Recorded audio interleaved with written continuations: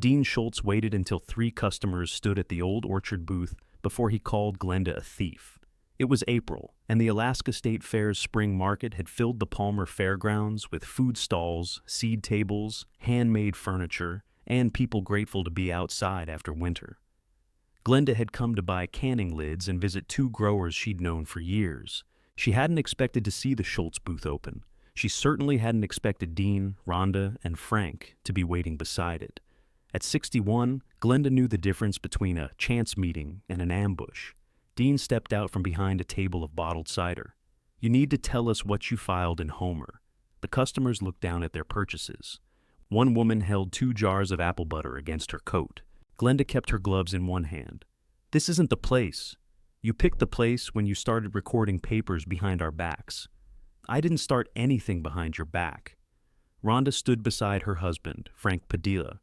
She wouldn't meet Glenda's eyes. Frank had no such trouble. He watched Glenda with the calm interest of a man pricing a house he hoped to list.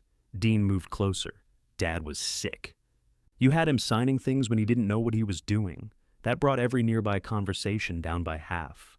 Glenda heard a cash drawer close at the honey stand. She heard someone roll a handcart over the concrete floor. She also heard Wayne's voice as clearly as if he'd been beside her. "Don't answer the part meant to wound you." He'd said that during one of Dean's angrier visits years earlier. Wayne hadn't always followed his own advice, but Glenda had remembered it. She looked at Dean. His face was red above the collar. There were new gray threads in his beard, and the work jacket he wore had his construction company's name stitched over the pocket. She knew his business was failing. She didn't yet know how much he owed, or how badly he needed the thing he believed she had taken. "What do you think I made him sign?" she asked. Dean opened his mouth, but Frank answered. "We'll discuss that through the court." Rhonda finally looked up. "Glenda, if there's an explanation, give us one. There is an explanation, then say it."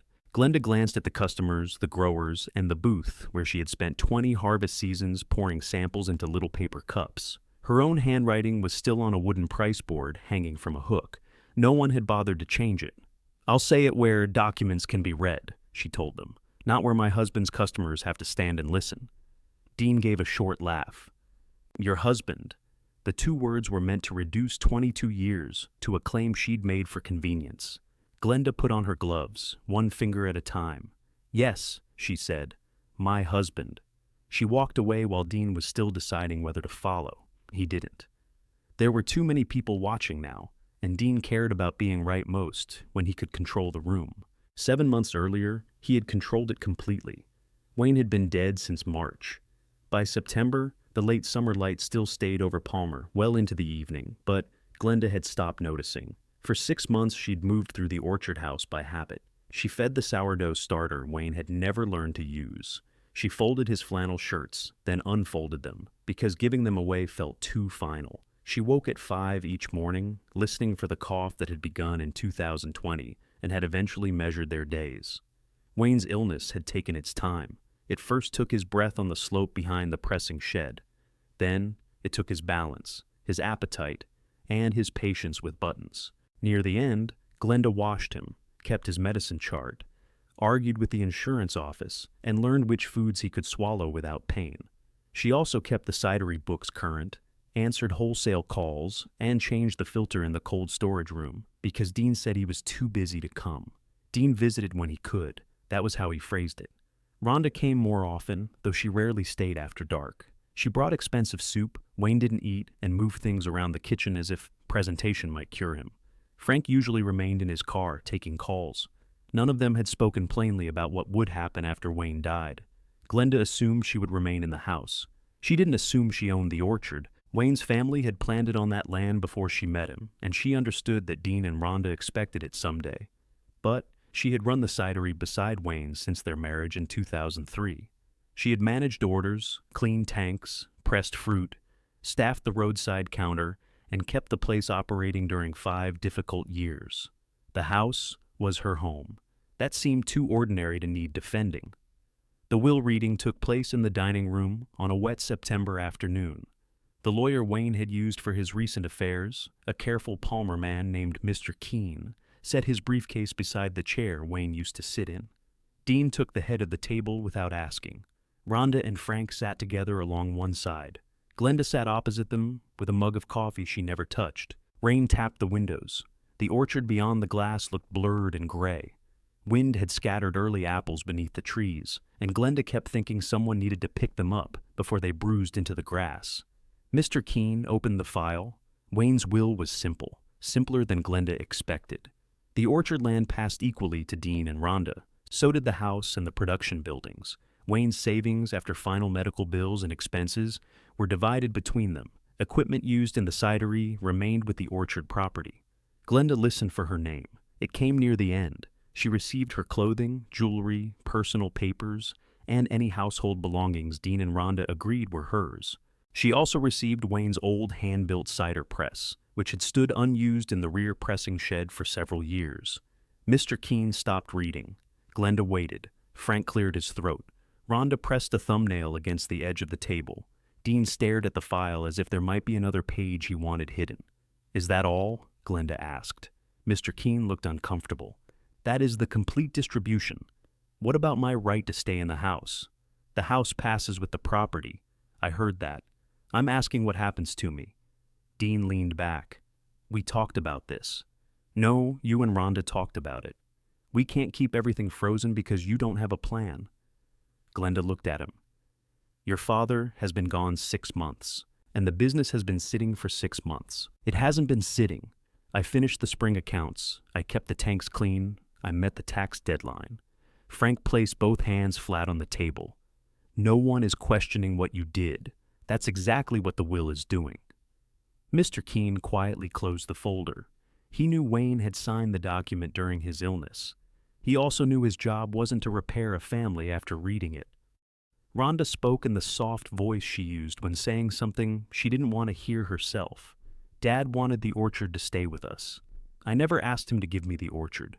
You said you wanted to stay." "In my home, yes." Dean pushed his chair back. "We need to make decisions. The place needs investment, and I can't put money into it while everything's tied up." Glenda understood that sentence later. At the time, she heard only the part about her being in the way. "How long?" she asked. Dean glanced at Rhonda. Rhonda said, "We thought 30 days would be reasonable." The rain kept tapping the windows. Glenda looked toward the doorway. Wayne's walking stick still rested in the umbrella stand. His rubber orchard boots were on the mat beneath it, mud dried in the treads. "You decided I should leave in 30 days, she said. "It's not like we're putting you outside tonight," Dean replied. Frank nodded. "This gives you time to arrange a rental." Glenda turned to Rhonda. "Was that your wording too?" Rhonda's face tightened. "Please don't make me the cruel one because I'm willing to say it." "I didn't ask who was cruel." Dean stood. "This is why we didn't want a big discussion." Glenda almost laughed. A big discussion was apparently any discussion in which she answered back. Mr. Keene slid a copy of the will toward her. "You're entitled to have independent counsel review everything." "With what money?" she asked. No one answered. There were legal choices she might have pursued then, questions about the will and the marital home. But Glenda had spent 5 years fighting doctors, claims departments, infections, equipment failures, and Wayne's fear. She was tired in a place deeper than sleep. She didn't have enough cash for a long dispute, and the people across the table knew it. Dean gathered his papers. "What about the press?" Glenda asked. He paused. "What about it?" "The will says I can have it. Take it. It weighs nearly half a ton." Frank gave a faint smile. "Then sell it for scrap." "It's oak and cast iron." Dean looked toward the rain-dark shed. "It's scrap wood not worth the gas to haul." Wayne had built that press before Glenda knew him. Its frame came from thick oak timbers he'd salvaged from an old barn. A wide iron screw descended through the center, turned by a long bar polished smooth by years of hands. Carl Guzman had machined the collar and fittings after Wayne helped rebuild Carl's shop following the fire in 1994. The press had made the first cider Glenda ever tasted at Wayne's orchard. He'd poured it into a cloudy glass and watched her face while she drank. "Well," he'd asked, "it needs something." His eyebrows had risen. Most visitors told him it was wonderful. "What does it need?" "Another day before you bottle it." Wayne had stared at her, then smiled. "You're the first honest woman to come through that door." "That seems unlikely." "It's the first answer I liked."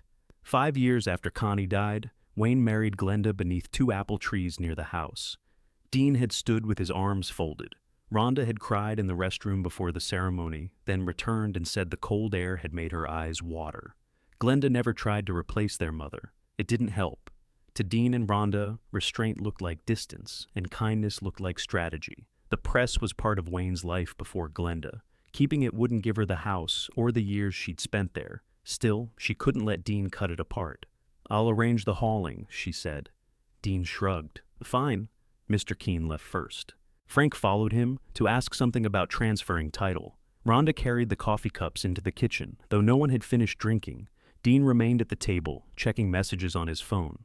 Glenda went to the mudroom and lifted Wayne's walking stick from the umbrella stand. Dean noticed. "That should stay." She turned. "Why?" "It was Dad's." "Yes, I mean, it belongs with the family things." Glenda held the curved wooden handle. Her palm fit the place Wayne's hand had worn smooth. "I helped him use this to reach the bathroom for his last 6 months." "I know that." "No, Dean, you don't." He looked away first. Glenda took the walking stick upstairs. For the next 3 weeks, the house became a place of small permissions. Rhonda put colored stickers on furniture. Dean marked orchard records for removal. Frank photographed the kitchen and measured rooms while Glenda was still cooking in them. "The light's better this time of day," he explained. Glenda stood beside the stove with a pot of potato soup simmering behind her. "Are you listing the house? We're evaluating options. While I'm still here, it's just photographs." She lowered the flame under the soup. "Then photograph another room." Frank's smile disappeared. He put the cap over his camera lens and walked out. Glenda rented a furnished room above a laundromat near downtown Palmer. It had one narrow window, a hot plate, a shower with weak pressure, and enough floor space for 6 boxes if she stacked them carefully. The owner, Marlene Pike, charged by the month and didn't ask questions. Glenda paid the deposit from the account where Wayne's last benefit payment had gone. She made an inventory at the kitchen table before packing. 2 winter coats, 7 pairs of work pants, Wayne's walking stick, her mother's sewing basket, 3 photo albums, a cast iron skillet, the blue mixing bowl with a crack near the rim, the cidery notebooks she had bought herself, her wedding ring. $486 after rent and the hauling deposit. She wrote each item on lined paper because lists had carried her through Wayne's illness. A written thing could be checked, moved, or solved. A feeling couldn't. Rhonda entered without knocking and set a cardboard box beside the door. "I found more of your things." Inside were kitchen towels, 2 cookbooks, a hair dryer, and the ceramic butter dish Wayne had given Glenda one Christmas. Glenda lifted the butter dish. "You found this?" "It was in the cabinet." "You mean the cabinet where it's been for 14 years. Rhonda exhaled. "I'm trying to help." "Then help me understand why I have to ask permission to take a butter dish. The house is full of things from before you, and from after me." Rhonda crossed her arms. "You always do that." "Do what?" "Make every conversation sound like we're putting you on trial." Glenda set the butter dish back in the box. "I sat at that table while you divided my home and gave me 30 days. What would you call it?" Rhonda's eyes went to the inventory sheet. "Dean says the press needs to be gone by Friday. The hauler is coming Thursday." "You're really taking it?" "Yes." "Where will you put it?" "Carl found me space." Rhonda rubbed her forehead. "Glenda, it's enormous. You can't use it in a rented room. I'm aware of that. You could leave it. Dean wouldn't care. That's why I'm taking it." Rhonda looked toward the hallway, where Wayne's framed orchard photographs had already been removed. For 1 second, she seemed ready to say something honest. Then a vehicle door slammed outside, and Frank called her name. She picked up her purse. Thursday, then.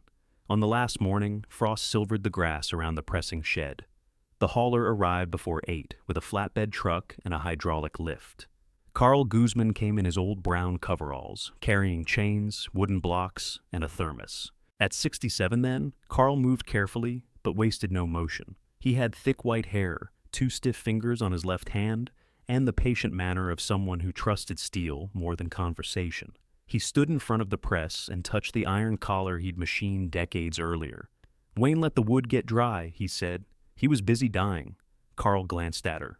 "That'll do it." Glenda was grateful he didn't apologize. The press stood more than 6 feet high. Its oak base had split along one corner, and rust marked the lower iron plate. Dean watched from the shed doorway while Carl arranged the chains. "You sure that frame will hold?" Dean asked. Carl pulled one chain snug. "Are you asking because you care about the press or because you care about my truck?" "I'm asking because I don't want anyone hurt." "Then stand back." They eased the press onto the hydraulic lift. The old timbers groaned as the weight shifted. Glenda steadied one side with both hands, though Carl told her not to take the load. Her shoulder ached, and the cold found the joints in her fingers. She kept her grip until the base settled onto the truck. Dean looked at the empty patch of floor. "There," he said. "One less thing." Carl heard him. His jaw tightened, but Glenda shook her head. They strapped the press upright and covered it with a canvas tarp. Glenda put her final suitcase into the cab beside Carl's thermos. Everything else she still owned was already in the rented room. Before they left, she walked back to the house alone. The kitchen counters were bare. Frank's property photographs had made the room look larger than it felt. Wayne's boots were gone from the mudroom. Dean had thrown them into a rubbish bag, and Glenda had taken them out the night before. They were packed now, soles wrapped in newspaper. She set her house key on the dining table. Dean was outside when she returned. He tucked his hands into his jacket. "You got everything?" "Everything you decided was mine." He looked past her at the truck. "You'll see. That press is going to cost more than it's worth." Glenda climbed into the passenger seat. Carl started the engine. "Where to?" Glenda looked once at the orchard rose, the house, and the weathered cidery sign she had painted with Wayne during their first summer together. Then she faced forward. "The shed," she said. "Let's save what we can." Carl's borrowed shed stood behind his former machine shop on the edge of Palmer. It had electricity, a sound roof, and barely enough room between a snowblower and an old metal lathe. They unloaded the press onto heavy blocks and removed the tarp. Without the familiar clutter of the cidery around it, the press looked damaged and strangely exposed. One lower oak seam had opened wide enough to admit the edge of a coin. Carl crouched beside it. "We'll need to clean this out before we glue anything."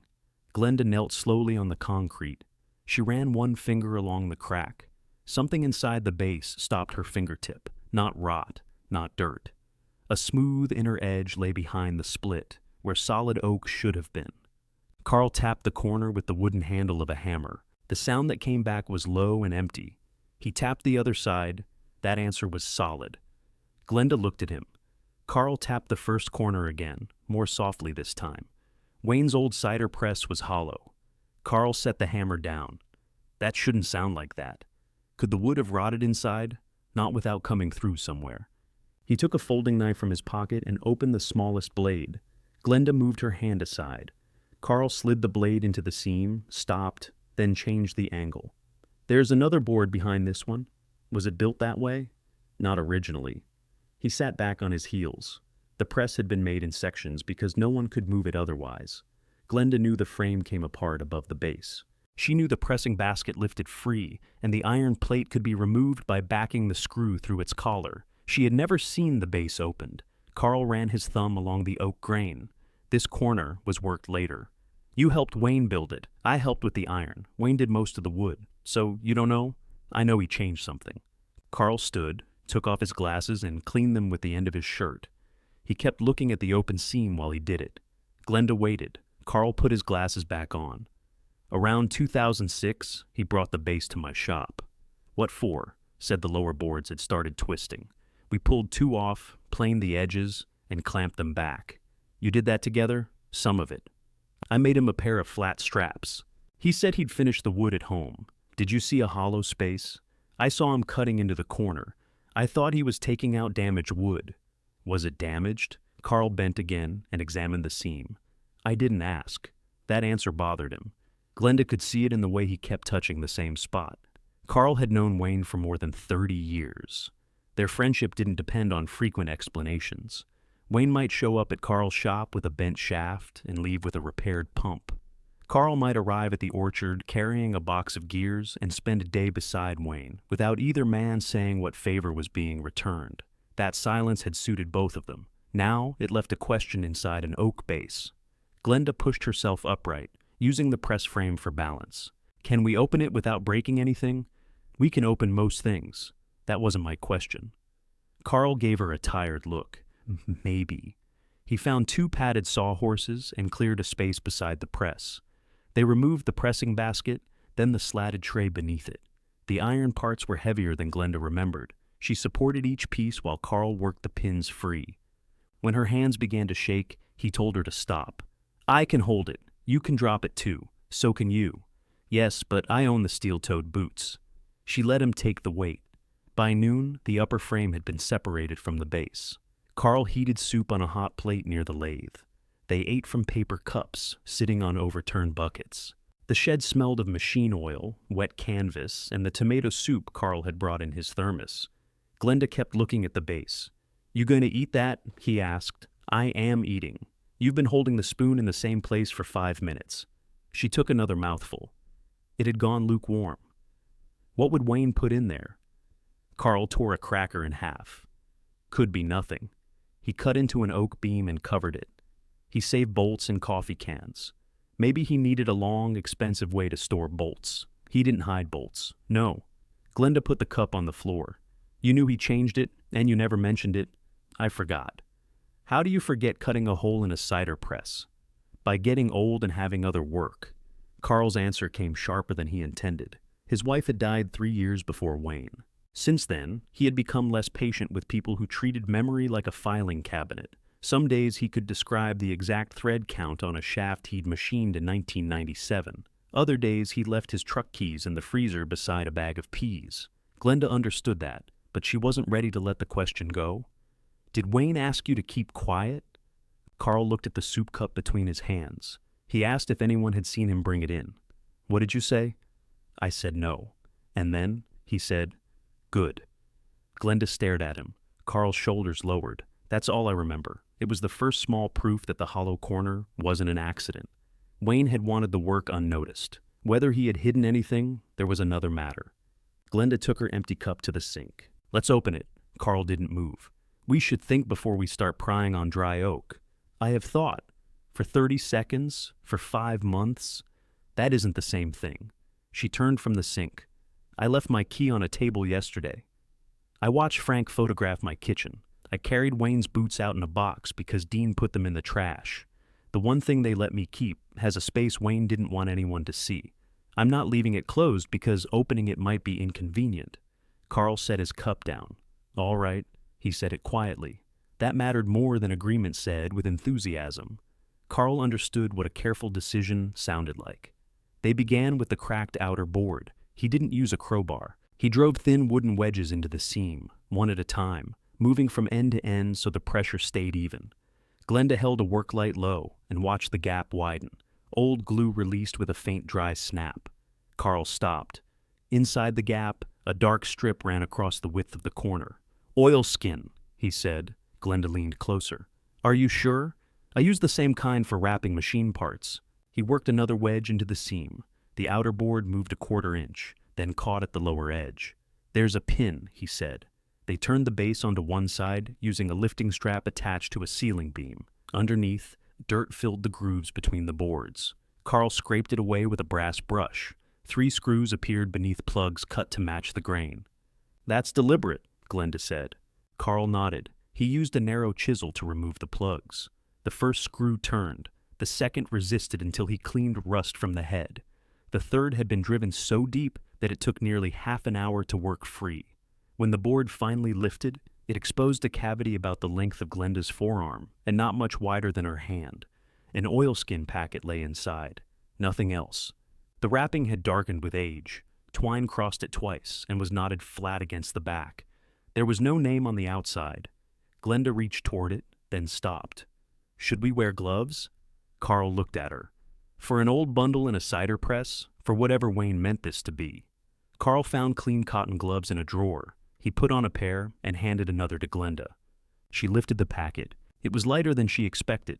No coins shifted inside. No metal box filled the cavity. Whatever Wayne had placed there could fit inside a folded handkerchief.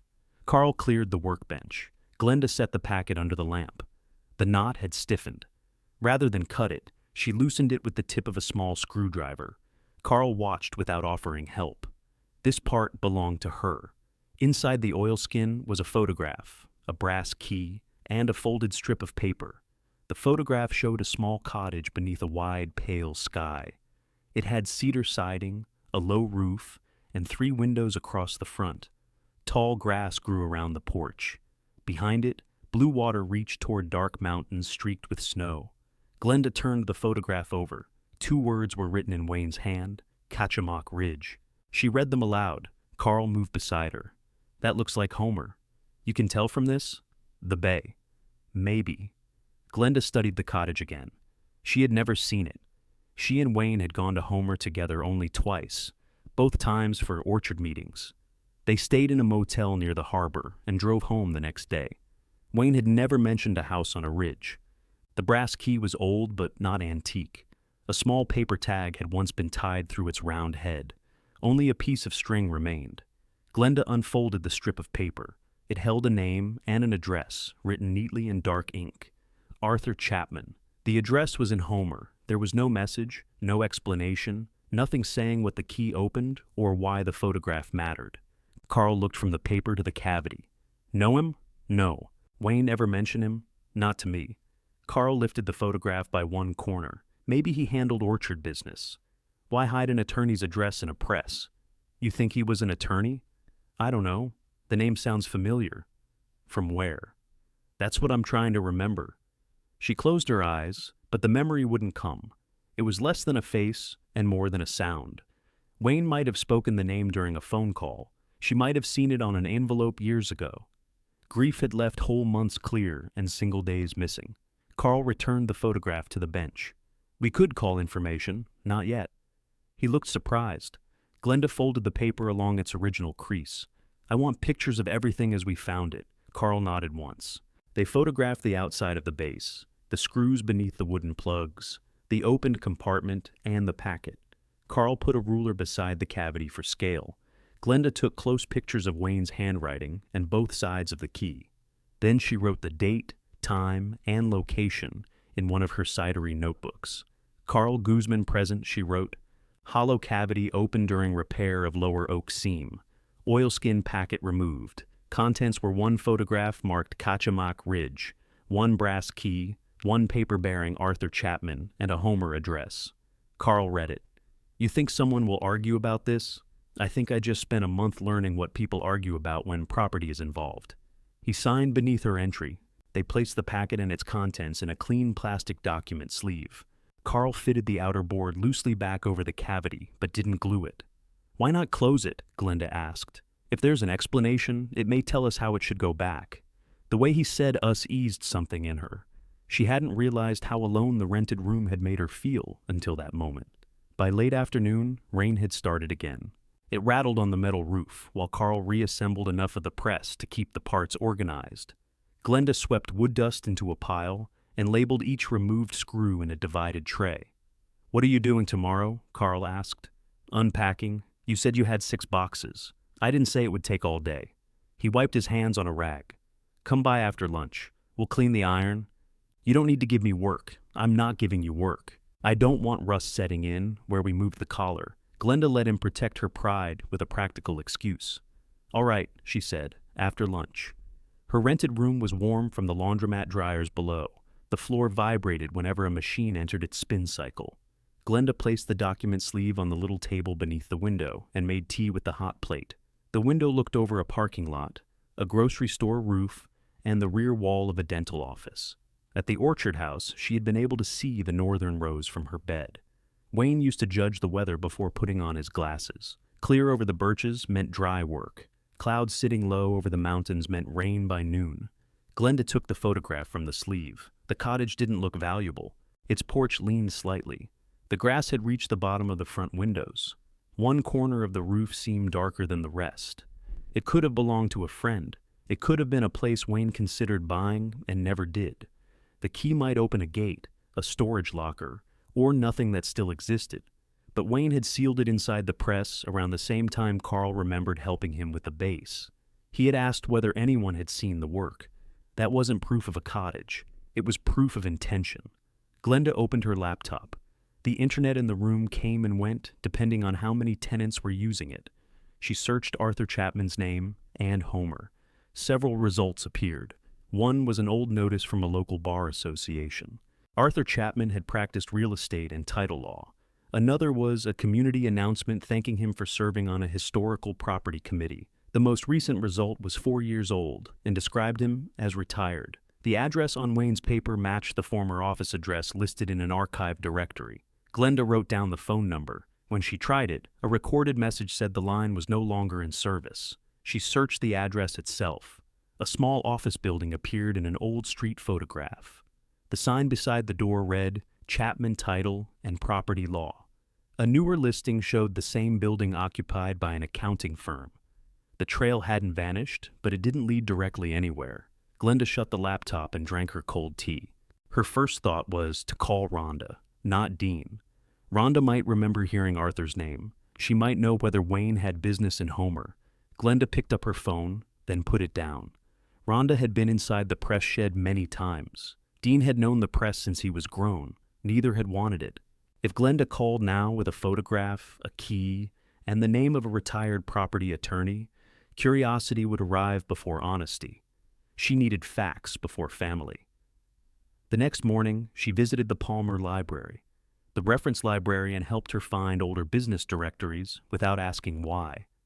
Arthur's practice appeared for more than 20 years. His office address changed once, then returned to the address Wayne had written. A short newspaper item from 2009 said he had assisted with a land conservation transfer near Homer. His retirement notice listed no new contact details. Glenda copied each entry. At the borough records counter, a clerk explained that property searches worked best with an owner's name or legal description. Kachamak Ridge was too broad. It might refer to a road, a business, an informal area, or simply Wayne's description on the photograph. What about a key? The clerk asked. I have one. Any number on it? No? Then I'm afraid the key won't help with records. Glenda thanked her. Outside, the air had sharpened. Snow dusted the upper slopes beyond town. Glenda stood beside her car with the folder held against her coat. She knew only a little more than she had known the day before. Arthur Chapman was real. He had practiced the right kind of law in the right place. Wayne had written his address by hand and sealed it with a Cottage photograph in a compartment made to escape notice. The connection could still lead nowhere. Glenda got into her car and placed the folder on the passenger seat. Instead of driving back to her rented room, she went to a stationery store. She bought a padded document case, 2 archival sleeves, and a small fireproof lockbox that cost more than she wanted to spend. At Carl's shed, she made a second set of photographs and gave him a sealed copy. If anything happens to mine, keep these, she said. Carl accepted the envelope. You expecting something to happen? No. Good. I'm expecting not to be careless. That sounds more like you. They spent the afternoon brushing rust from the iron plate. Work gave the question somewhere to sit without taking over the room. Glenda held the light. Carl used fine steel wool and oil. Under the rust, the metal slowly returned to a deep gray. Near closing time, Carl pointed toward the false-bottomed corner. What will you do about Chapman? Find him. How? I'll write to the old address first. Someone may forward it. And if they don't, I'll go to Homer. Carl rested both hands on the workbench. That's a long drive in winter. I know. The roads can turn. I know that too. He watched her for a moment, then opened a drawer and took out a road map folded inside a clear cover. Wayne hated this map, he said. Said the print was too small.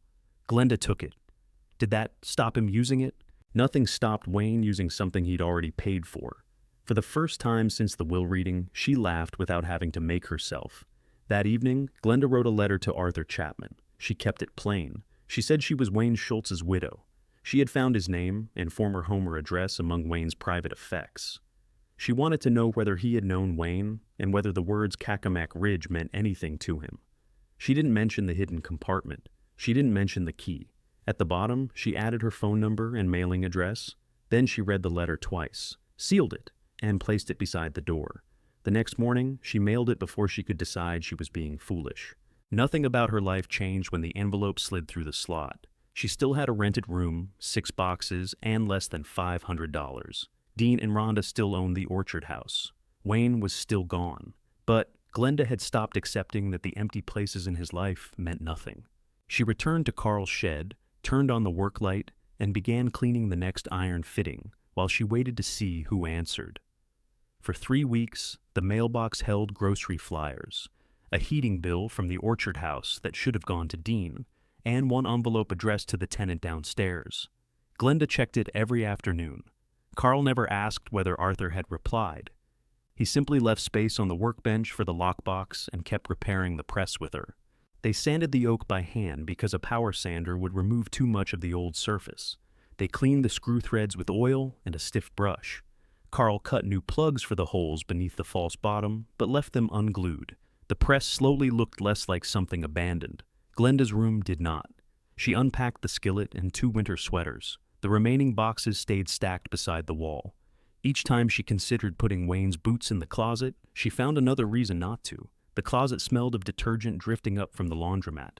His boots still smelled faintly of leather, soil, and the medicated powder she had used when his feet began swelling. On the first Monday in November, Dean called. Glenda watched his name appear on her phone. He hadn't contacted her since she left the orchard. She answered on the 4th ring. "Hello. We can't find the production notebooks."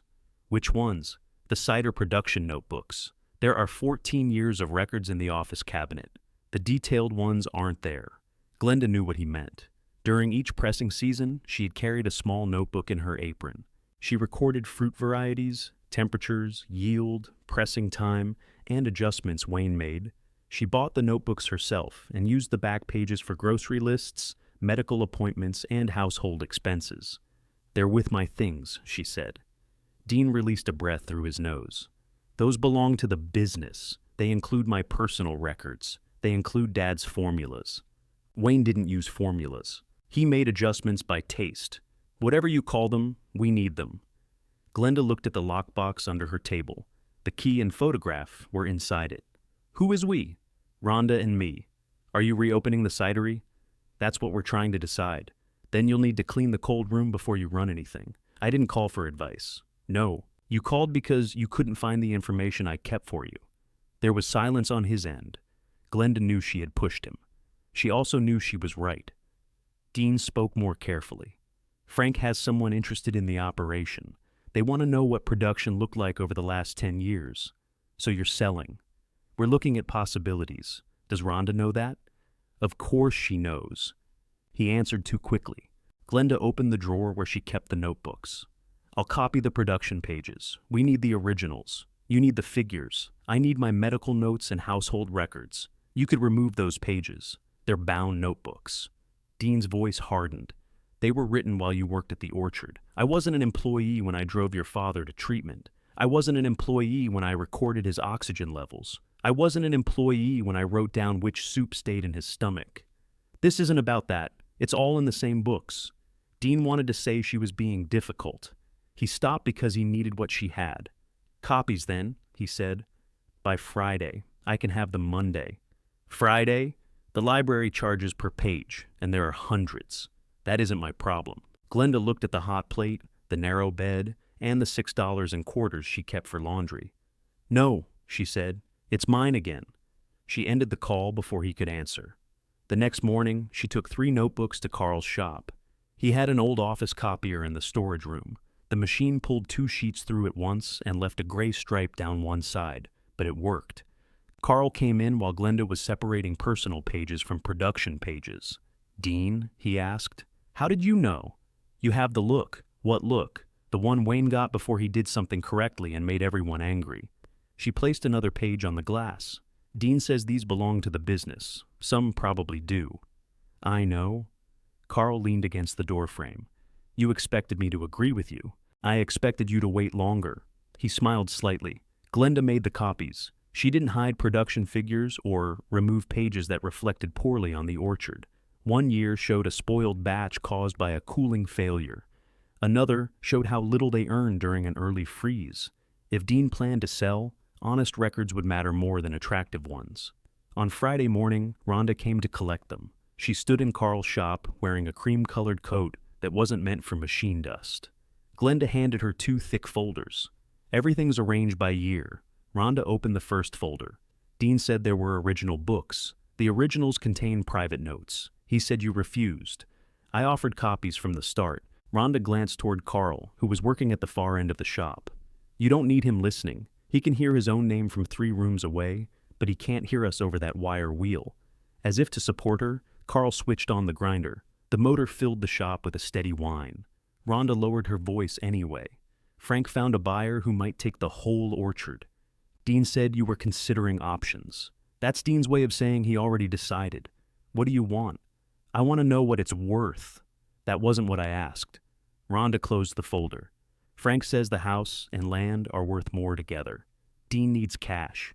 I don't want to spend the next 5 years arguing about pruning and payroll. So you'll sell. Maybe. Glenda watched her. Rhonda had always cared how the orchard looked from the road.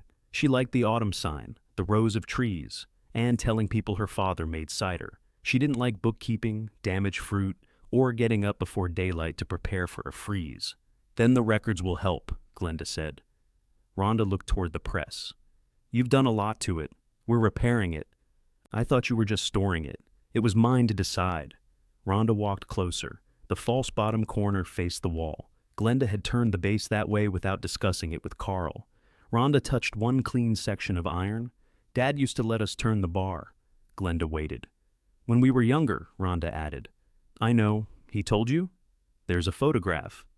Rhonda removed her hand. Dean thinks you took the notebooks because you're angry. I am angry. That doesn't mean you get to keep business property. I gave you the records. I can see that. No, Rhonda. You can see copies. You haven't decided yet whether that counts. Rhonda looked down at the folders. Thank you for doing them. The words sounded difficult, but they were real. You're welcome, Glenda said. At the door, Rhonda stopped. Frank wants to photograph the press after it's repaired. For the sales package. It shows the orchard history. The press isn't part of the sale. He knows that. Just a picture. No? Rhonda's face changed. Why not? Because he photographed my kitchen while I still lived there. He doesn't get to use the one thing you gave me to make the rest look more valuable. That's not fair. It's exact. Rhonda left with the folders held tightly against her coat. Carl switched off the grinder. You could hear us, Glenda said. Every word. You're shameless. I'm old. It saves time. The returned letter arrived the following Monday. A yellow postal label covered Arthur's address. Unable to forward. Glenda stood in the laundromat doorway while warm air rolled past her ankles. She turned the envelope over as if another address might be written on the back. There was none. That afternoon, she called the State Bar Association. The woman who answered confirmed that Arthur was retired. She couldn't provide a private address or telephone number. Can you forward a message? Glenda asked. If his contact information is still current with us, I can send an email. Glenda gave her name and number. She explained only that she was calling about Wayne Schultz and an old property matter. How urgent is it? The woman asked. I don't know. There was a brief pause. That makes it hard to mark. I understand. Please tell him I found the key. The woman repeated the sentence. The key? Yes. All right, I'll include that. 4 days passed. Glenda worked at the library in the mornings, helping a former customer organize receipts for a tax appointment. The woman paid her in cash and sent her home with a container of moose stew. In the afternoons, Glenda worked on the press. At night, she searched public records for Arthur and found nothing current. On the 5th evening, her phone rang while she was washing her single dinner plate. The number had a Homer area code. Is this Glenda Schultz? Yes. My name is Arthur Chapman. His voice was older, slow but clear. Glenda dried her hand on a towel. Thank you for calling. The Bar Association sent me a rather unusual message. I wasn't sure what else to say. You mentioned Wayne. Yes. When did he die? In March. Arthur was silent for a moment. I'm sorry. I hadn't heard. You knew him? I did. The answer was immediate. Glenda sat on the edge of the bed. I found your name in something he left. Where? I'd rather show you. Arthur gave a quiet sound that might have been approval. You also found a key. Yes. Brass, round head, no tag. Glenda's grip tightened around the phone. That's right. Do you have the photograph? She looked at the lockbox beneath the table. Yes. What's written on the back? Kachamak Ridge. Another silence followed. This one felt different. Arthur wasn't trying to remember. He was deciding how much to say. Mrs. Schultz, I have records involving your husband. I won't discuss their substance over the telephone. Why not? Because they concern property and because I need to see what you found. Can I send copies? You may, but it won't settle the question I need settled. What question is that? Whether Wayne's instructions have become effective. Glenda stood so quickly that the bed frame knocked against the wall. What instructions? I'm sorry. This is exactly why I shouldn't do it by phone. You've told me enough to make it impossible not to ask. I know. Does Dean know about this? I don't know Dean. Rhonda? I never met Wayne's children. Glenda walked to the window. Snow had begun falling over the parking lot, small dry flakes caught in the yellow light. Did Wayne tell you not to contact me? No. He told me the contact would come from you. How was I supposed to know? You were supposed to receive what he left. She looked at the lockbox again. If Dean had burned the press, I wouldn't have received anything. Arthur didn't answer. Did you know it was in the press? She asked. I knew there was to be a key and a photograph. Wayne didn't tell me where he planned to keep them. Glenda pressed her fingers against the cold window glass. What do I need to bring? The originals. Identification. A certified copy of Wayne's death certificate, if you have one. I do. I also need you to come in person. To Homer. Yes. Why? Because if the documents are what I believe they are, I have duties I can't complete by mail. The word duties carried more weight than promises. Arthur wasn't offering comfort. He was describing unfinished business. They agreed to meet on the first Tuesday in December. Arthur gave her his home address on the east side of Homer and detailed directions from the Sterling Highway. Don't email images of the key, he said. Why? It was intended to identify you along with the photograph. Keep both secure. Is the key valuable? Not by itself. Does it open something? It did. That answer stayed with her after the call ended. The trip would take most of a day in good weather. December did not promise good weather. Glenda's car had worn tires, a heater that worked only on its highest setting, and a loose belt that squealed during cold starts. Carl listened while she explained. You can take my truck, he said. I can't afford the fuel. You can't afford a tow from Turnagain Pass either. I'll pay you back, if it'll make you less tiresome. He inspected the tires, checked the spare, and put chains behind the seat. He also packed a shovel, a tow strap, 2 blankets, a flashlight, and enough food for a delayed return. Glenda reserved the least expensive motel room she could find near Homer. Paying for it left a painful space in her account. The night before she left, Dean sent her a message. The buyer had found inconsistencies in the production records and wanted to speak with her.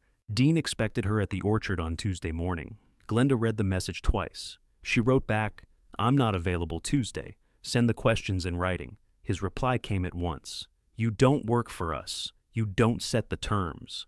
Glenda put the phone face down. He was right about one thing. She didn't work for them. Before sunrise, she carried the lockbox to Carl's truck. Snow squeaked beneath her boots. Carl came outside in a wool hat and checked the straps on the bed cover. Call when you get through the pass, he said. I will. And don't let that attorney keep your originals. I won't. If he says he needs them, make him copy them in front of you. You've become suspicious. I've always been suspicious. Wayne was the friendly one. Glenda placed the road map on the passenger seat and started the engine. The drive took more than 6 hours. She passed Anchorage in gray morning light, followed Turnagain Arm beneath steep white slopes, and slowed for blowing snow near Cooper Landing. At Soldotna, she bought coffee and called Carl. By the time she reached Homer, the clouds had lifted enough to show Kachemak Bay beyond the town. The water was darker than it appeared in Wayne's photograph. Mountains rose across it, sharp and white beneath the afternoon sky. Glenda didn't stop to admire them. She followed Arthur's directions up a plowed road bordered by spruce.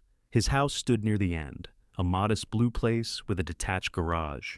She checked the lockbox once before getting out.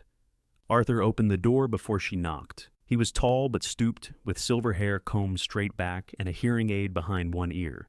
Mrs. Schultz? Yes. His eyes moved to the lockbox. Come in, he said. I've been waiting a long time to see that key.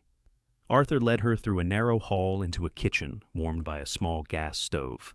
A yellow legal pad lay on the table beside 2 folders and a portable document scanner. Coffee? He asked. Yes, please. He poured from a glass pot. Glenda kept the lockbox on her lap until he sat across from her. I'll need to see your identification first, he said. She handed him her license and a certified copy of Wayne's death certificate. Arthur checked both carefully. He wrote the certificate number on his pad, then returned the documents. Now, the photograph, if you please. Glenda unlocked the box. She removed the photograph by its edges and placed it in front of him. Arthur studied the front, then turned it over. "That's Wayne's handwriting," he said. "You're certain?" I watched him label that photograph. Glenda had expected recognition. Certainty was different. Arthur took a pair of reading glasses from his shirt pocket. "The key?" She set it beside the photograph. He picked it up and examined 3 shallow cuts along the blade. "This is the one." "The one for what?" "The cottage." Glenda held still. Arthur seemed to realize he had crossed the line he meant to approach carefully. "What cottage?" she asked. "The one in the photograph. Who owns it?" He folded his hands over the legal pad. "A limited liability company named Cottage Ridge Holdings." "That sounds like a business." "It's a company, but it has never operated a business. It was formed to hold one piece of property." "Whose company?" "Wayne's." Glenda looked again at the photograph. The little cedar-sided building had been inside her lockbox for more than a month. Until that moment, it had still been possible that Wayne only admired it. When did he buy it? In 2006. 3 years after their marriage, 14 years before his diagnosis. Glenda pushed the coffee aside. "We were living together then." "Yes." "He didn't tell me." "I understand." "No, I don't think you do. I kept our household accounts. I knew when the orchard bought a new hose fitting. I knew what he spent at the feed store." Arthur didn't defend Wayne. "How could he buy a cottage without my seeing the money leave? He didn't use a single large payment from your household account. The purchase was funded over time through proceeds he kept separately from certain cidery sales and equipment work. There was also money from the sale of a parcel he owned before your marriage." "How much was it?" Arthur named a figure that was substantial for 2006, but not impossible for a modest cottage outside Homer. It wasn't close to the amount that would later be offered for the land. "He paid cash?" she asked. "Yes." "Was that legal?" "The purchase was legal. Whether you approve of his secrecy is another matter." "That wasn't my question." "I know. There is no recorded mortgage. Property taxes are current through this year. Wayne kept the company active and the property insured." Glenda touched the photograph with one finger. "Why a company?" Arthur opened the thinner folder. "This is where I need to explain the arrangement." The first page carried the name Cottage Ridge Holdings, LLC, in plain black type. Beneath it was a state filing date from October of 2006. Wayne's full name appeared as the original member. Arthur turned several pages. This operating agreement governed the company. Most of it is ordinary language about paying expenses and maintaining the property. This section concerns what happens when Wayne dies. Glenda leaned closer. Her name appeared halfway down the page. "Glenda Marie Schultz, spouse of Wayne Harold Schultz, shall become the sole successor member upon proof of Wayne's death and written acceptance." She read it twice. "What does successor member mean?" "It means the company continues, and you take Wayne's place as its sole owner. Then I own a company. You control the company. The company owns the cottage." That sounds like the same thing with extra paper. For practical purposes today, it nearly is. The extra paper kept the property separate from Wayne's other assets. Separate from his will?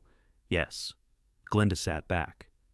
The rain at the September will reading returned to her in a rush. Dean at the head of the table. Rhonda speaking softly about 30 days. Mr. Keene closing the folder after giving her an old cider press. His will gave me nothing but personal things. Arthur's face tightened. "I didn't prepare that will." "Did you know about it?" "No." "Did Wayne change this agreement after he got sick?" "No." "He never amended it?" "Could he have forgotten it existed?" "He filed the company reports. He paid the taxes and insurance. He contacted me about the property at least once each year." "As late as when?" "Last February, a month before Wayne died." Glenda stood and walked to the stove. She didn't need anything there. The movement gave her a reason to turn away. "Did he sound confused?" "No." "You can say that quickly after one phone call?" "It wasn't one phone call. I knew Wayne for 19 years. She turned back. "I knew him for 22. Arthur accepted that without lowering his eyes. Glenda returned to the table. "What did he say in February?" "He asked whether the transfer instructions were still valid. I told him they were. He said the key and photograph were where they needed to be. He knew I'd get the press. I didn't know about the press, but he did. It appears so. He knew his children wouldn't want it. Arthur reached for the heavier folder, but didn't open it. I believe Wayne understood his children very well. That was close to an explanation, but not enough to settle anything. Glenda pointed to the operating agreement. Does my name on this page make it mine automatically?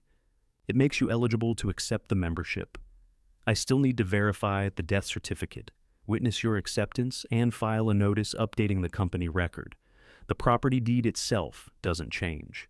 The company remains the owner, and if I don't accept, then the agreement's fallback provisions apply to Dean and Rhonda. Eventually, perhaps, not directly. There would be a winding up process. So, I have a choice. Yes. Do they have to approve it? No. Do they have to be told? Not by me. Glenda looked at him carefully.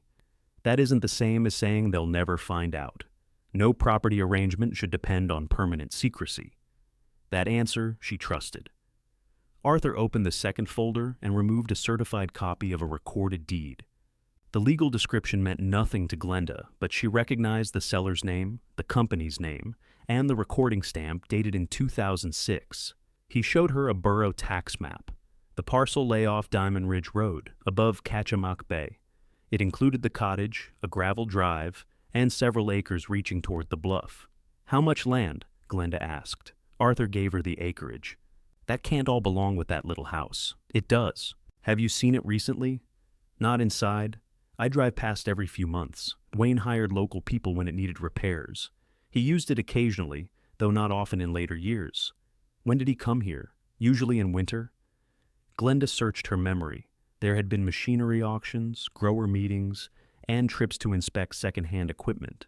Wayne sometimes left Palmer before daylight and returned after she was asleep. She had never questioned those trips.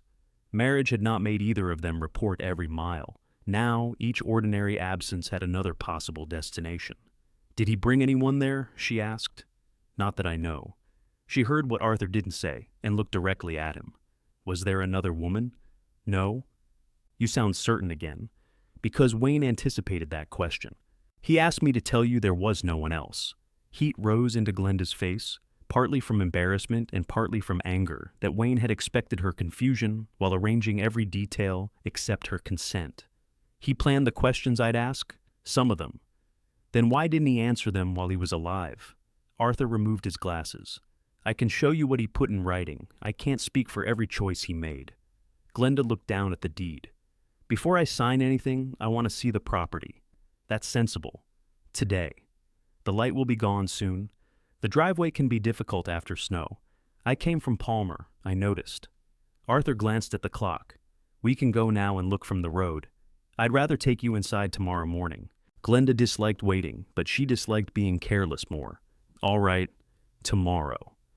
Arthur copied the photograph and keyed with the scanner while she watched.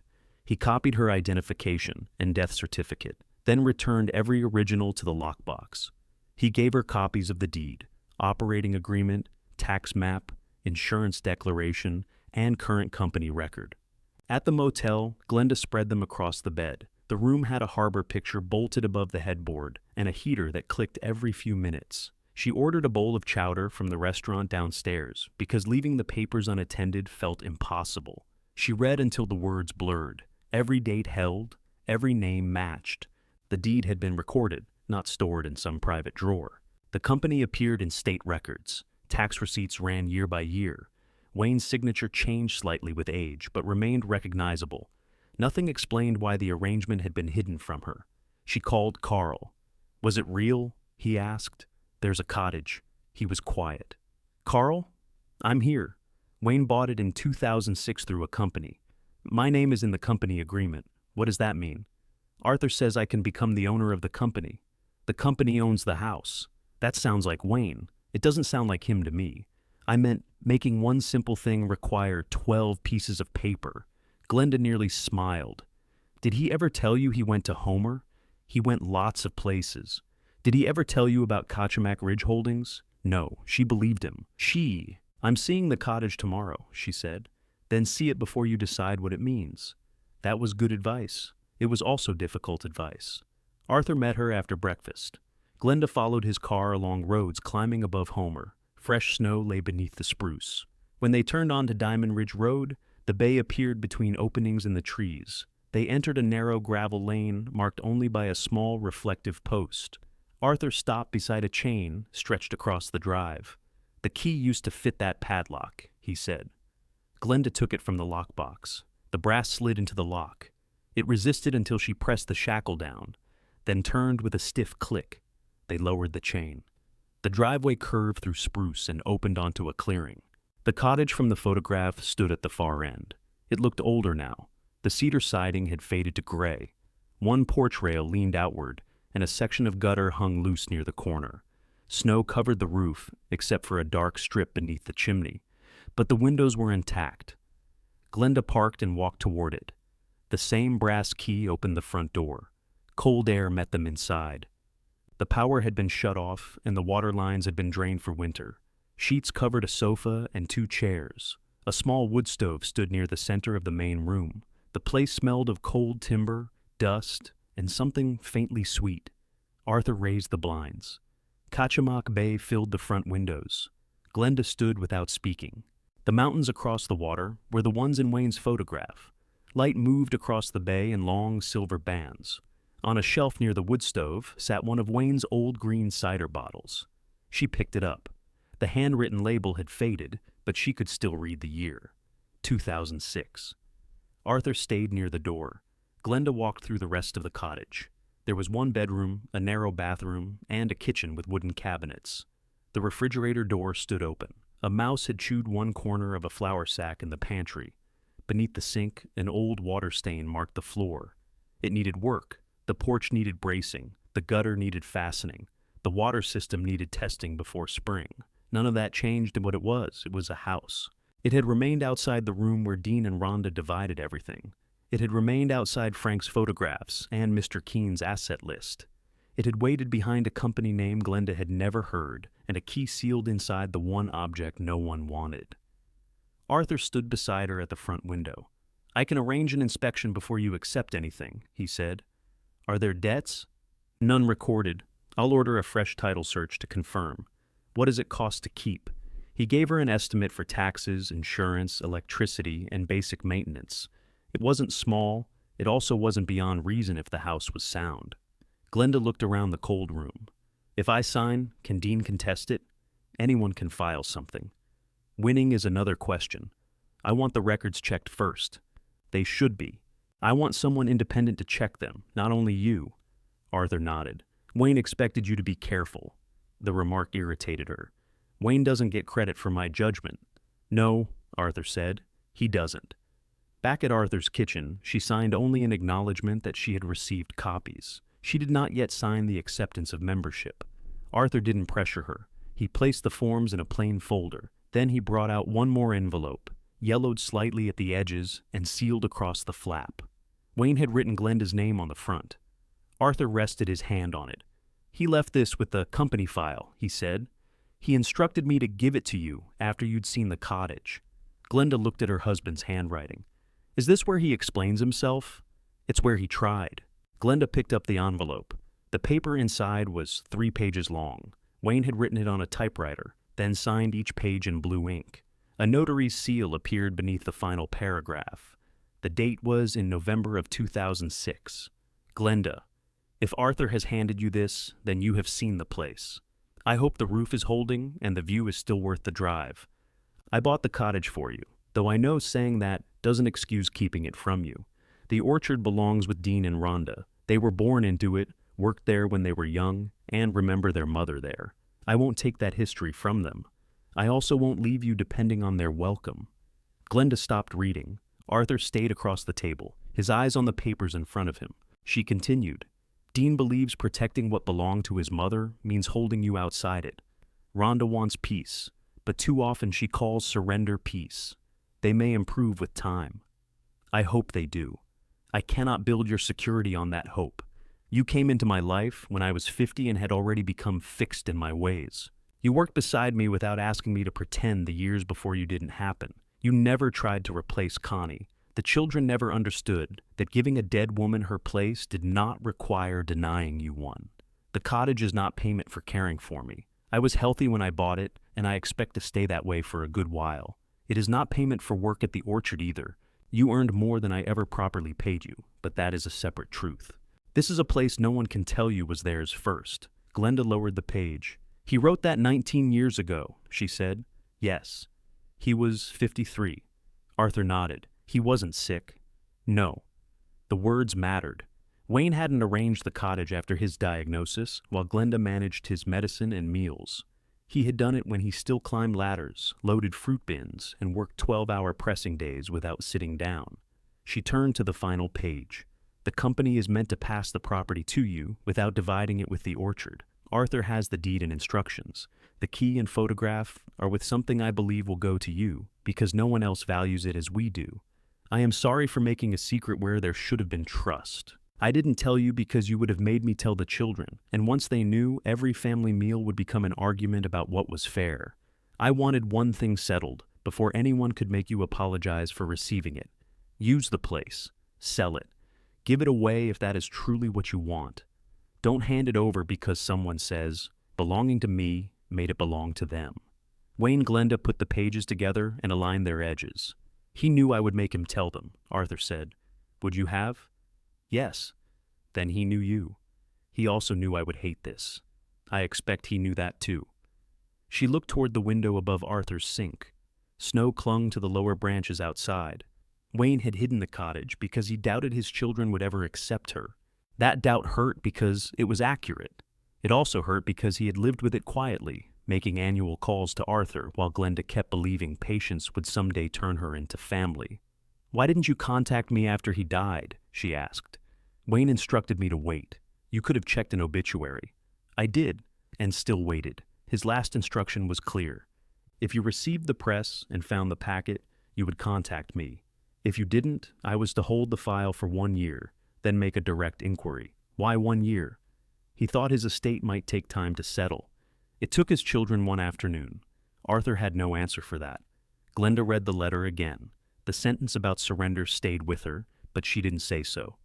Then she took the acceptance form from the folder. I want the title search, she said. I want confirmation there are no taxes, claims, or loans I haven't seen. I'll order it today. If it comes back clean, I'll sign. Arthur nodded. That is what I recommend.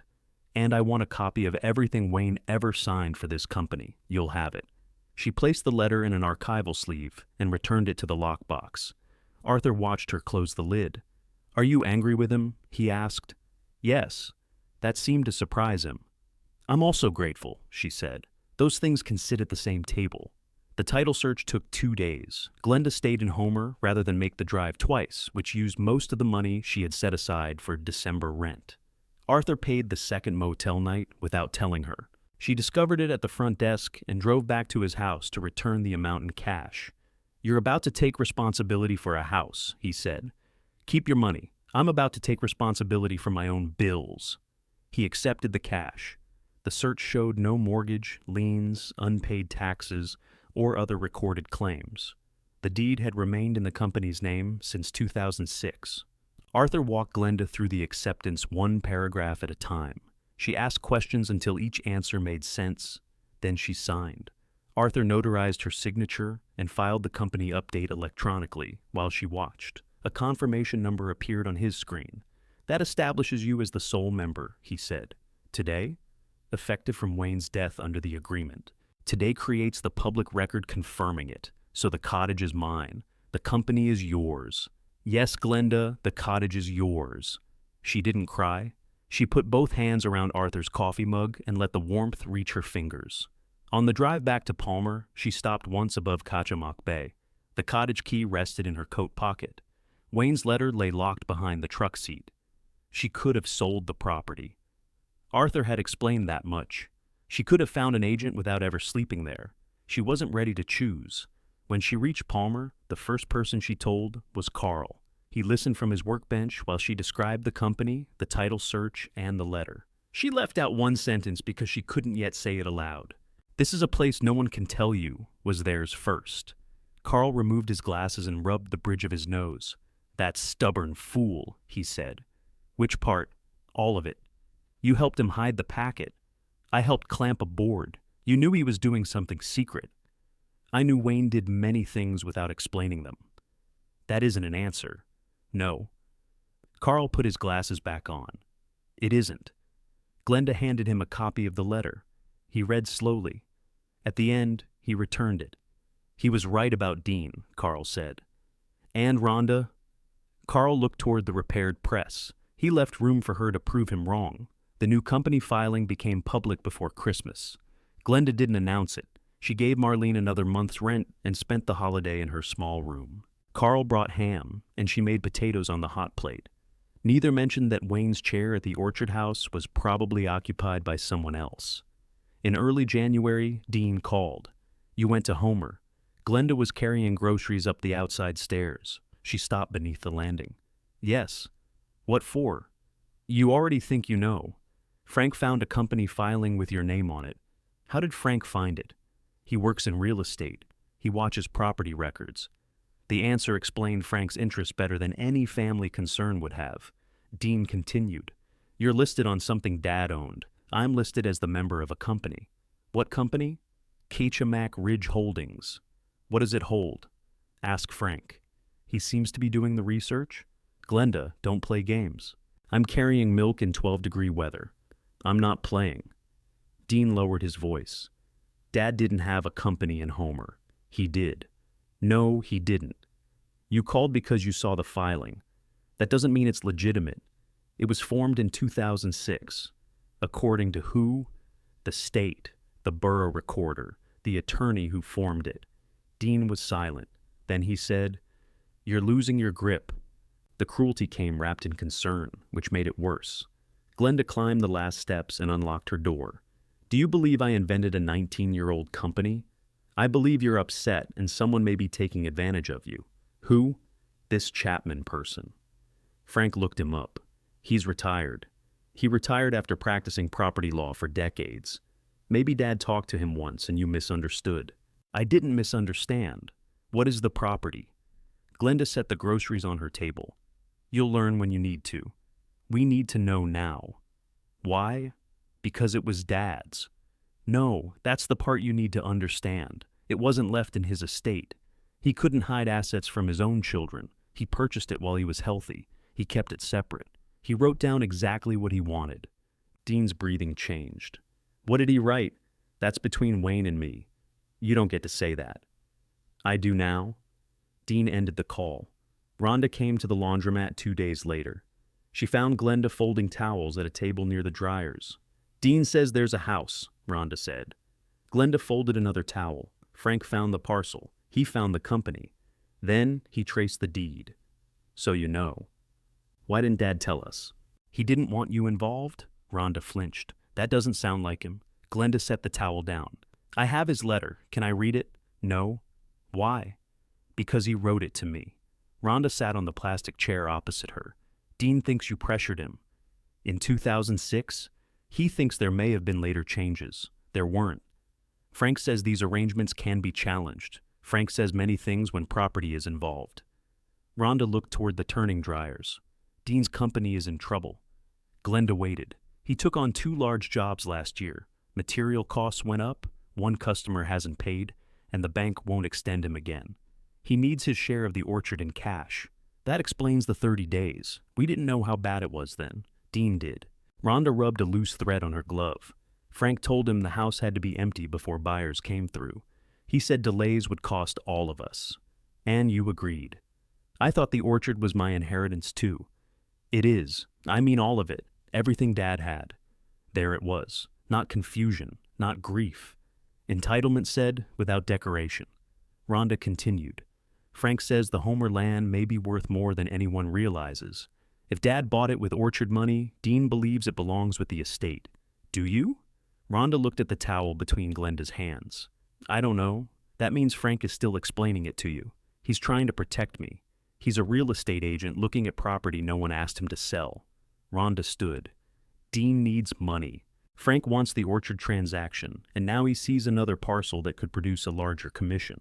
You want to believe anything Wayne owned should prove he loved you most.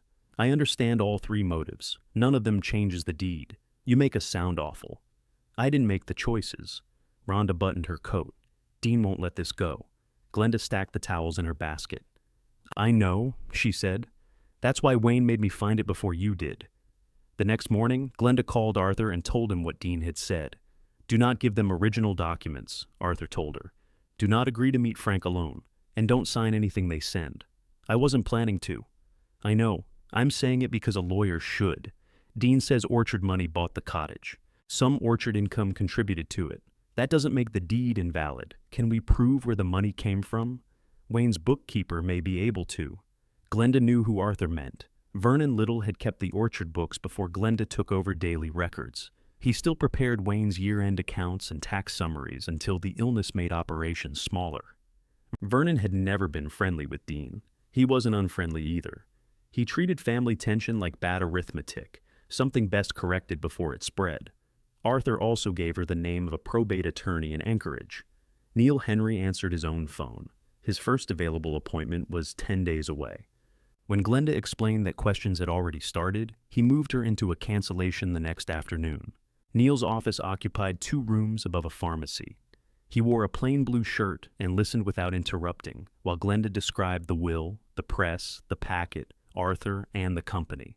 She placed copies on his desk in date order. Neil read Wayne's letter last. Where are the originals? He asked. In a lockbox. At your room? Sometimes. He looked up. I move it, she said. That's better than leaving it in one place, but not much better. He recommended a bank box for the letter, key, photograph, and original operating agreement. He also wanted certified copies from the recorder rather than copies Arthur had made from his file. Do you think Arthur changed something? Glenda asked. No, independent records close arguments before they become expensive. He turned to the company agreement. This is well drafted. The transfer language is clear. The age of it helps you. Because Wayne signed before he got sick. 14 years before. Dean would need more than suspicion to overcome that. What would he need? Evidence that the company was false, the transfer was revoked, the documents were altered, or Wayne lacked the right to make the arrangement. So far, I see none of that. Glenda folded her hands. How much will it cost for you to make sure?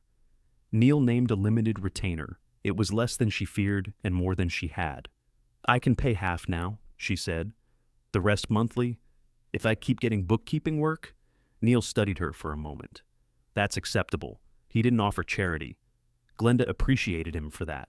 She signed an agreement limited to verifying the company, preserving evidence, and answering any claim from Wayne's estate. Neil made no promises about winning a case no one had filed. Before she left, he gave her a list.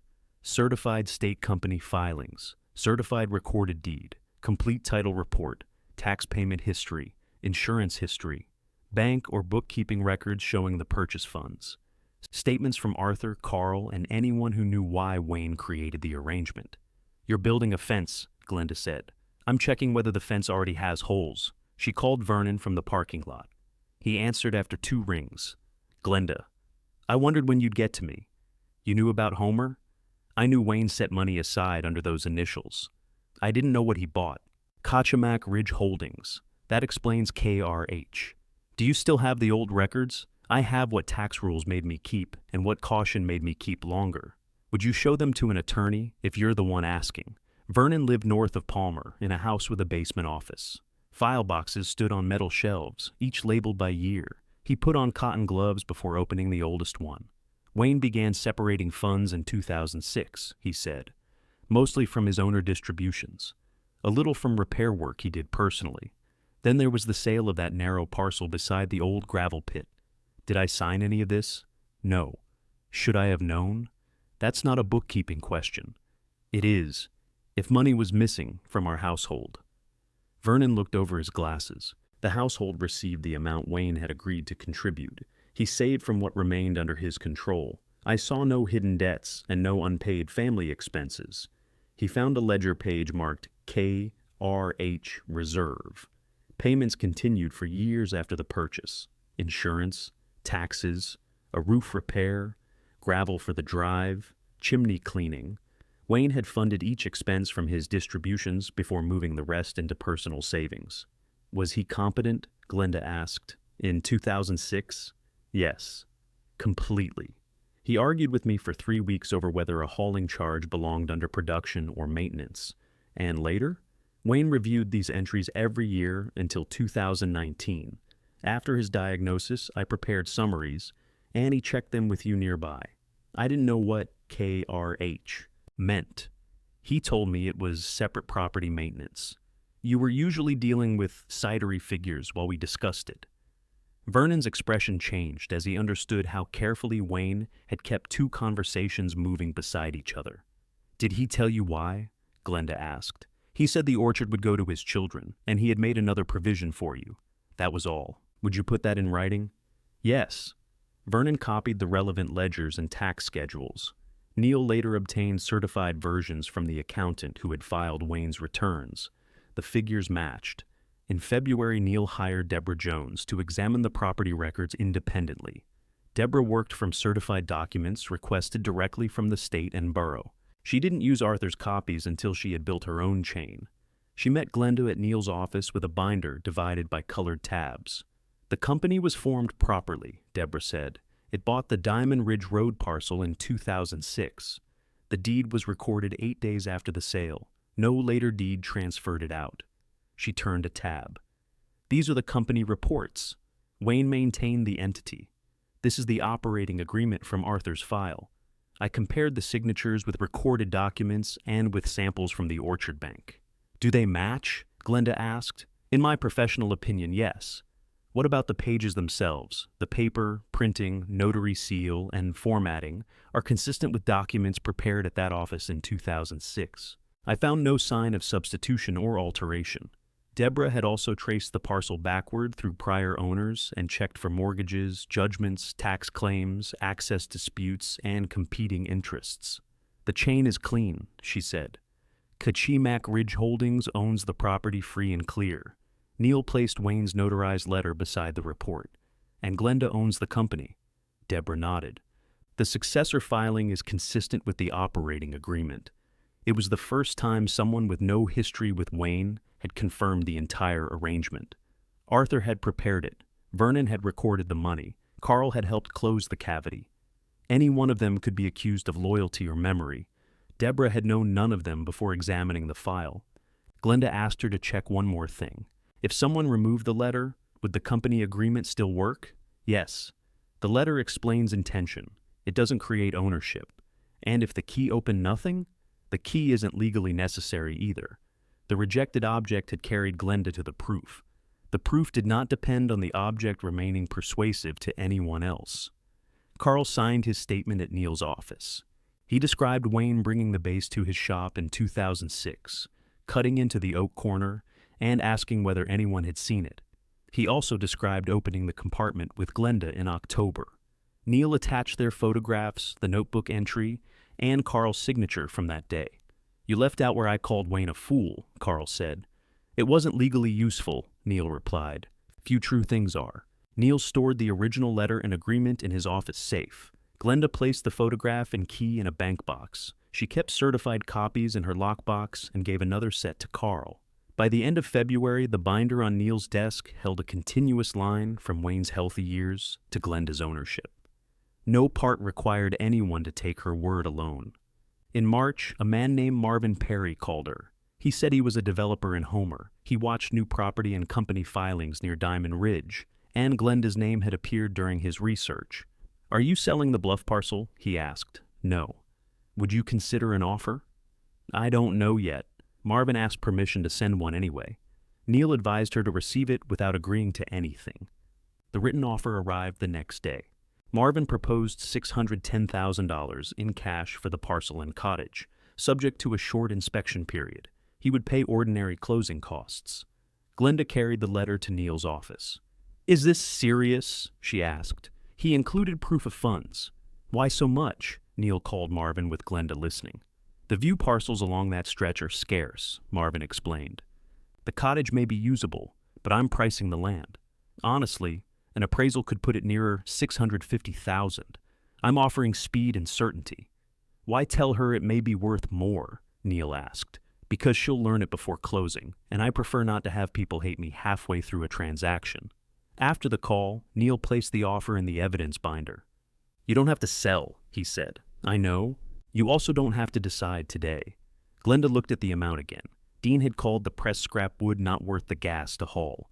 The paper hidden inside its base had led to a mortgage-free cottage and land worth more than everything Glenda expected to earn in the rest of her working life.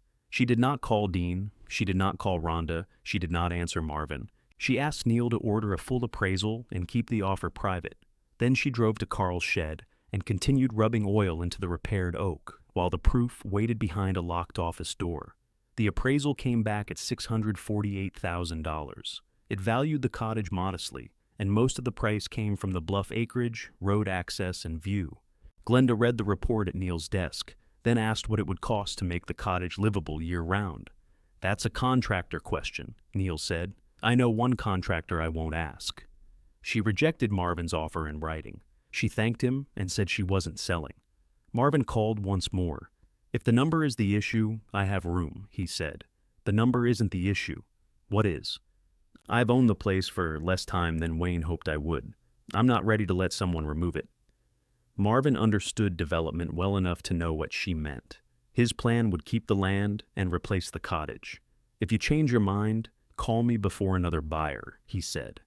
A week later, Frank learned about the offer. He called Marvin directly after tracing the company filing and deed.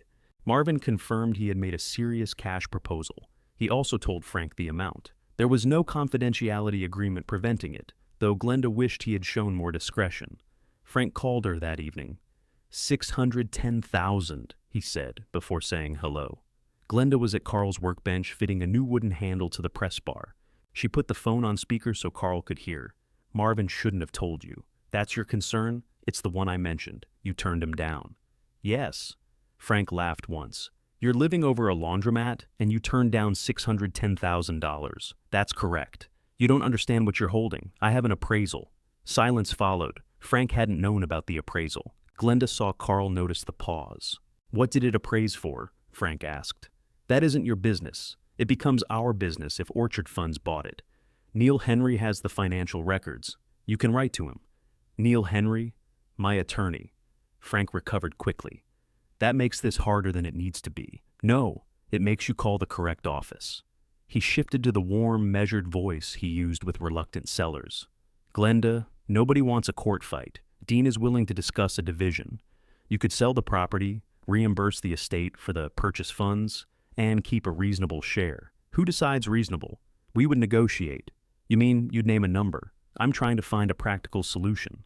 The practical solution is that I own the company. According to papers no one saw until after Wayne died. According to papers recorded 19 years ago. Carl put down the handle and folded his arms. Frank continued. Rhonda doesn't want this to get ugly. Then Rhonda shouldn't help make it ugly. You've put her in an impossible position. No. Wayne put property in a company. Frank, you put yourself in the middle because you saw $610,000. His voice lost its professional softness. You should think carefully before refusing family. Glenda looked at the repaired press. I did, she said. That's why you're speaking to my attorney next. She ended the call. Carl picked up the new handle. He'll file. Neil thinks so too.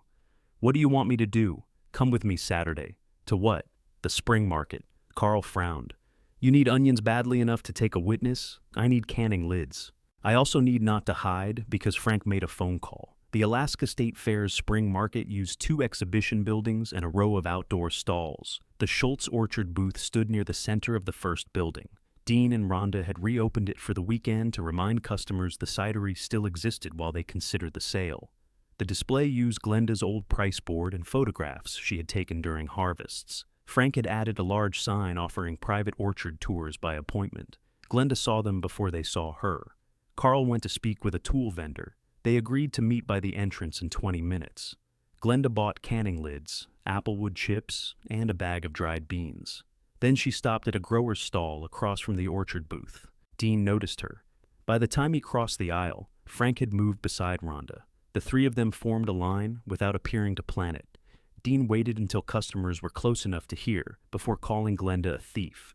He accused her of filing secret papers in Homer. She told him the public aisle wasn't the place. He said Wayne had been sick and claimed she had made him sign things he didn't understand. Frank said they would discuss it through the court. Rhonda asked for an explanation, as if none had already been offered in private. Glenda let them speak. She didn't mention Vernon's ledgers. She didn't mention Deborah's examination, Carl's statement, the title report, or Wayne's notarized letter. She didn't tell them the operating agreement was older than Wayne's illness by 14 years. She only told them the documents could be read where they belonged. When Dean mocked her for calling Wayne her husband, Glenda put on her gloves and answered him. Then she walked away. Carl met her near the entrance. He had seen enough to understand what happened. "You ready to go?" he asked. "In a minute." A long-time customer named Susan Bell had followed from the booth. Susan had bought cider from Glenda for nearly 2 decades. She held a jar of apple butter against her coat. "I'm sorry," Susan said. "That shouldn't have happened here." "No. Is any of it true?" The question was honest, even if it hurt. "Wayne arranged something years before he became ill," Glenda said. "That is all I'm willing to discuss in a market aisle." Susan nodded. "That's enough for me." It wasn't enough for the people gathering behind her. 2 growers Glenda knew pretended to examine seed packets while listening. A vendor raised his phone, and Carl stepped between the camera and Glenda. "Put that down," he said. The man did. Frank came through the crowd carrying a white envelope. "Glenda," he called. She turned. He held the envelope where others could see it. "Since you've decided everything has to be formal." A woman in a dark coat stood beside him. She gave her name and said she was a process server. Frank had arranged service at the fair. He could have sent the papers to Neil's office. He knew Glenda had counsel. Instead, he chose the orchard booth, longtime customers, and the broad central aisle. The process server offered the envelope. Glenda took it. Dean remained behind Frank. His anger had settled into satisfaction. He believed the papers changed who had authority. Rhonda stood near the booth with both hands around the edge of the display table. Glenda opened the envelope. The petition had been filed in Homer. It asked the court to treat Kachemak Ridge Holdings and the Diamond Ridge property as assets wrongfully removed from Wayne's estate. It claimed Wayne lacked full capacity when the transfer arrangement became effective. It also accused Glenda of exerting undue influence during his final illness. Dean and Rhonda were named as petitioners. Frank wasn't. He had helped create the argument, but kept his own name off the first page. Glenda turned to the verification at the back. Dean's signature appeared first. Rhonda's appeared beneath it. Both had sworn that the factual claims were true to the best of their knowledge. Glenda looked across the aisle at Rhonda. "You signed this?" Rhonda's voice was barely audible. Frank's lawyer said we needed to preserve our rights. "That isn't what I asked."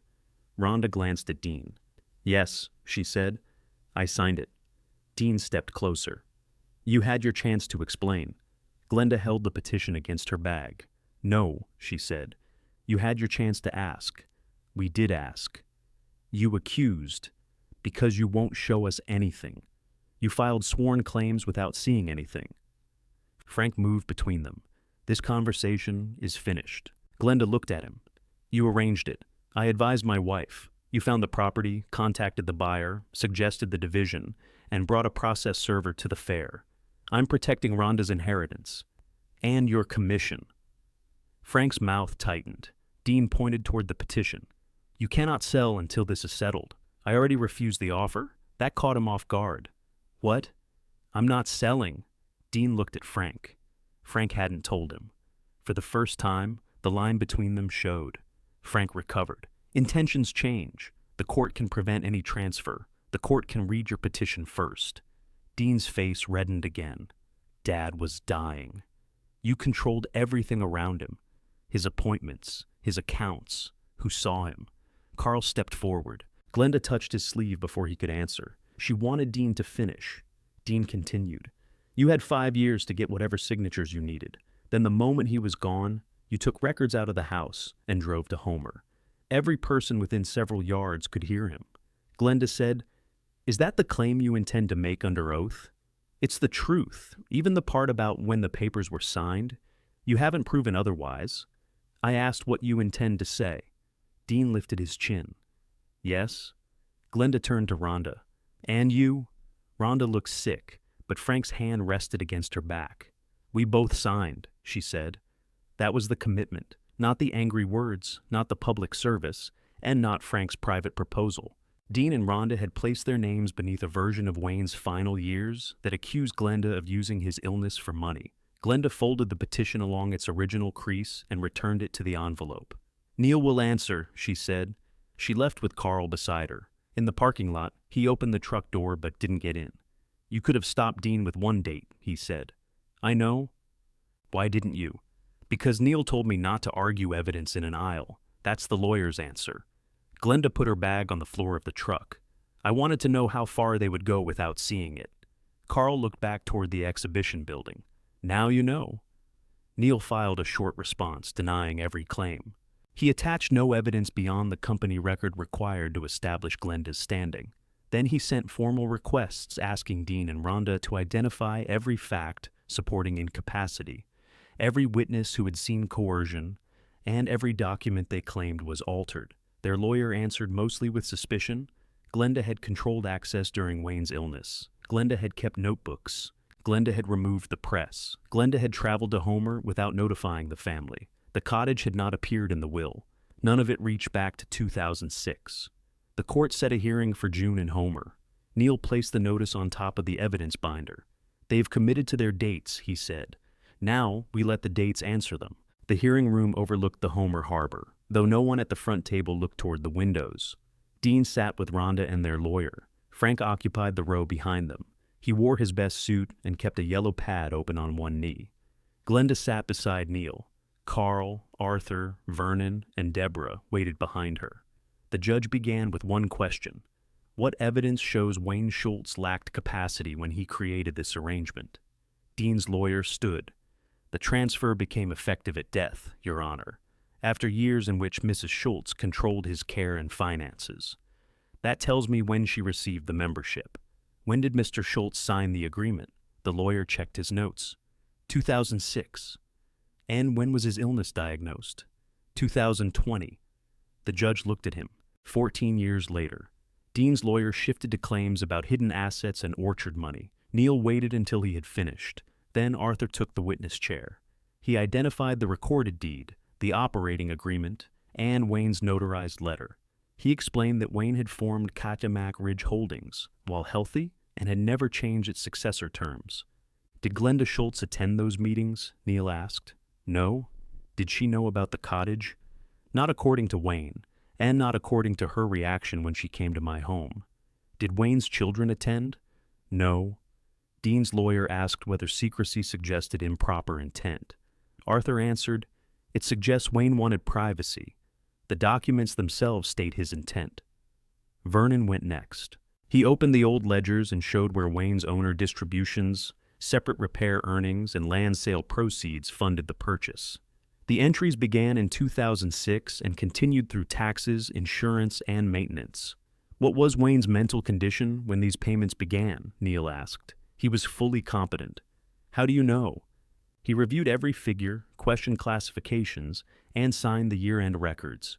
"Did Glenda direct the payments?" "No." Deborah placed her independent title report beside the deed. "The chain of ownership is unbroken," she said. "The company purchased the property in 2006 and still owns it. There is no mortgage, competing deed, lien, or sign. The records were altered." Dean's lawyer asked whether a clever person could manufacture old papers. "Not a recorded deed sitting in a government index for 19 years, Deborah replied. Carl carried photographs of the press to the witness chair. He described Wayne bringing the oak base to his shop in 2006. He explained the hidden corner, the fitted board, and the screws concealed beneath matching plugs. "Did you know what Wayne placed inside?" Neil asked. "No." "When did you open it?" "October of last year, while Glenda and I repaired a cracked seam." "What did you find?" "An oilskin packet, photograph, brass key, Arthur Chapman's name, and address." Neil showed the court Glenda's notebook entry from the day of discovery, Carl's matching signature, and the photographs taken before anything was removed. Dean stared at the image of the open base. At the will reading, he had called the press scrap wood not worth the gas to haul. Now, it sat in a court exhibit, connecting Wayne's old work to the cottage Dean wanted pulled into the estate. Neil called Glenda last. He asked only what she knew when she left the orchard. "I knew Dean and Rhonda had the land, the house, and Wayne's savings," she said. "I knew I had 30 days to leave. I knew the press was mine." "Did you know Cottage Ridge Holdings existed?" "No." "Did you know Wayne owned a cottage near Homer?" No. When did you learn? Arthur explained it after I found the packet and drove here. Dean's lawyer approached.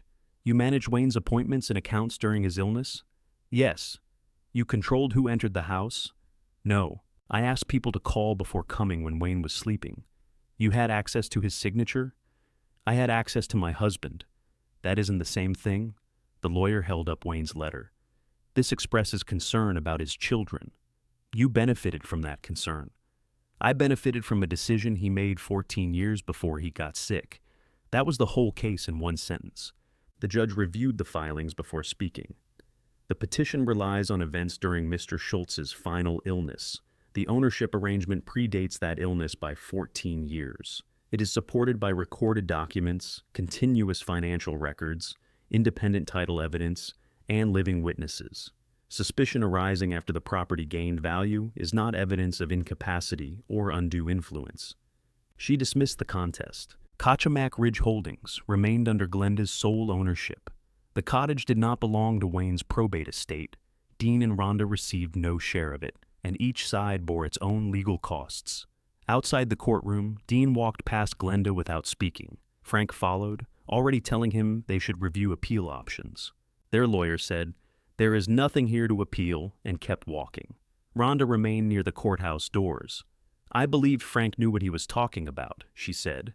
You signed your name. I know. You let Dean say I used Wayne while he was dying. Rhonda looked toward the harbor. I wanted the property to be ours before I asked whether it was. Glenda didn't rescue her from the admission. After a while, Rhonda said, I'm sorry, I hear you. It wasn't forgiveness. It wasn't rejection either. Glenda returned to Diamond Ridge in July with Carl's truck, her 6 boxes, Wayne's boots, and the blue mixing bowl. An inspection found the cottage sound beneath its neglected edges. Carl braced the porch while Glenda replaced the damaged boards. They fastened the gutter, cleaned the chimney, tested the water lines, and restored power. The repaired press arrived in sections on a flatbed. Carl and Glenda assembled it on the covered end of the porch. The cleaned iron screw turned smoothly through its collar. The false-bottomed corner remained visible if someone knew where to look, though there was nothing hidden inside now. A Palmer community paper ran a small piece after the hearing. Carl read its headline aloud at the kitchen table. The base hid directions to the deed, Glenda said. That's a poor headline. It's an accurate sentence. No one prints those. She folded the paper and placed it in a drawer. Marvin sent one final offer. Glenda declined it. She kept doing bookkeeping work and rented the cottage's small back room to visiting artists during part of the summer, enough to cover taxes and repairs without giving up the property. Dean stayed distant. He sold his orchard share to Rhonda, used the money to steady his construction business, and sent Glenda no apology. Rhonda came to Diamond Ridge in August carrying paint, brushes, and a drop cloth. Carl said the porch rail still needed another coat, she said. He talks too much. He does. They worked on opposite ends of the rail. For the first hour, they discussed only paint. Later, Rhonda asked whether Wayne had ever stayed in the cottage. Arthur says he came in winter sometimes. Did he bring you? No. Rhonda dipped her brush carefully. I didn't know him as well as I thought. Neither did I. That was the first thing they had agreed on, without giving something away. Rhonda didn't ask to read Wayne's letter again. Glenda didn't offer it. When the rail was finished, they drank coffee on the porch. Rhonda left before supper and said she would call next time before coming. She did.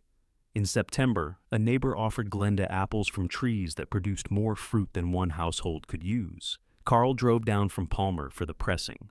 They washed the apples in galvanized tubs, cut away bruises, and filled the old wooden basket. Glenda turned the press bar until her shoulder tired. Carl took the other side without comment. Cloudy cider ran into a steel pan beneath the slats. Glenda tasted the first cup.